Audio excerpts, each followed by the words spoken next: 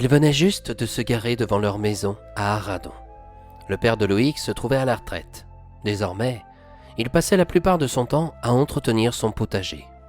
Quant à sa mère, il lui restait encore quelques années avant d'avoir le droit à un repos bien mérité. Loïc était plus proche de sa mère que de son père. Elle aussi, elle aimait raconter des histoires.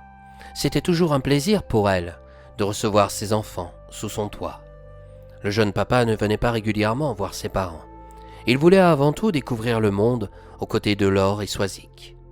Cela faisait bientôt 10 ans qu'il aimait Laure. Elle avait eu du mal à se faire accepter par ses beaux-parents. Ceux-ci la considéraient comme fermée. À leurs yeux, elle ne convenait pas à leur fils. Depuis plusieurs années, Laure ne travaillait pas. Elle avait fait le choix de se consacrer à l'éducation de Soisic. Avec Loïc, elle s'était rendue compte que cela ne lui servait à rien de travailler. En retour, ils devaient payer une nourrice et leurs aides sociales diminuaient. Même si elle avait perdu sa mère quand elle était petite, est-ce que ça l'empêchait pour autant d'être une bonne maman pour son enfant? En sortant de leur voiture, Loïc prit la main de Soisic. Il traversa la rue pour se diriger vers la maison de ses parents. Laure ouvrit le portail blanc qui permettait d'accéder à la propriété. Un garage se trouvait sur leur gauche, alors que la porte d'entrée de la maison était située à 10 mètres devant eux, sur leur droite. Devant la maison, il y avait un jardin paysager entretenu avec soin. Soisic tapa plusieurs coups dans la porte d'entrée et sonna. Sa grand-mère, Catherine, ouvrit sa demeure, accompagnée d'un joli sourire. Elle portait sur elle un tablier de cuisine où dessus était écrit « Je suis la meilleure mamie gâteau ».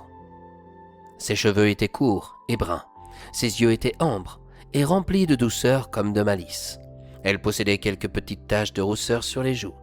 Elle était loin d'avoir une carrure athlétique, au contraire, le tablier qu'elle portait lui convenait parfaitement. « Bonjour, dit-elle. « Bonjour, mamie, répondit Soisic. « Bonjour, ma petite Zizic, comment vas-tu ?»« Bien. »« Bonjour, maman, ajouta Loïc. « Vous allez bien ?» dit-il en lui faisant la bise. « Oui, ça va. Rentrez donc. » Loïc, Laure et Soisic suivirent Catherine.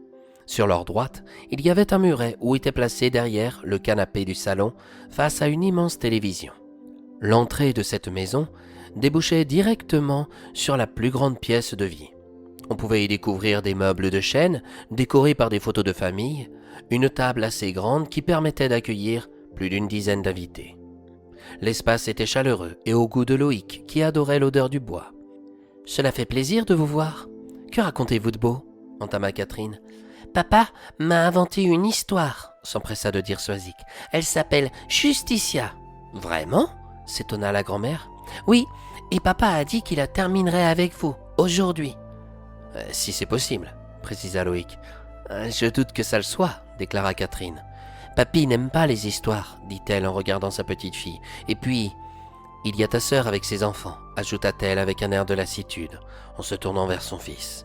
« Mais toi, tu ne veux pas connaître mon histoire ?» demanda Soisic avec inquiétude. « Si, je le veux bien, mais il serait mieux d'aller dire bonjour à papy et à ta tante, non ?» Il était rare pour Loïc d'avoir un moment seul avec ses parents. Contrairement à lui, sa sœur venait presque tous les jours chez eux. Elle dînait régulièrement avec son mari et ses enfants. Le téléphone servait très peu entre Loïc et son père, mais lors d'une conversation, celui-ci lui confia qu'il en avait assez de l'intrusion quotidienne de sa fille. Il n'avait pas l'impression de retrouver la tranquillité qu'il espérait acquérir durant sa retraite. Depuis qu'il l'était, sa fille trouvait toujours un moyen pour lui confier ses 2 garçons. C'était la raison pour laquelle il essayait d'organiser régulièrement des week-ends avec sa femme, dès qu'il en avait la possibilité, pour échapper à leurs enfants. Pour le moment, Loïc n'avait jamais encore confié Soisic. Il préférait l'assumer au maximum. Finalement, Soisic alla dans le jardin pour dire bonjour à son grand-père, s'appelant Maurice. Loïc et Laure firent de même et croisèrent les yeux de Sophie et David. Leurs regards étaient remplis d'insignifiance. L'entente était loin d'être cordiale entre Loïc et sa sœur. Pourquoi ? Loïc, lui-même, l'ignorait. Que pouvait-elle bien lui reprocher ? Malheureusement, il n'était pas dans son esprit. Lui, en revanche, il n'aimait pas sa méfiance à son égard, ni le regard qu'elle posait sur Laure ou sa nièce. Lors de cette visite, Soisic n'avait pas eu le droit à la suite de son histoire. Elle avait pu échanger avec ses cousins, son tonton, sa tante et ses grands-parents. Ce n'était que sur la route du retour à la maison qu'elle demanda à son papa, conduisant la voiture. « Est-ce que tu me raconteras la suite de mon histoire, ce soir ?»« J'avoue que ce n'est pas très cool, » déclara Laure. « Mamie aurait pu faire un effort, avoua-t-elle. »« En présence de Sophie, c'est toujours compliqué, » fit observer Loïc. « Mais qu'est-ce que ta sœur peut te reprocher ? Je l'ignore.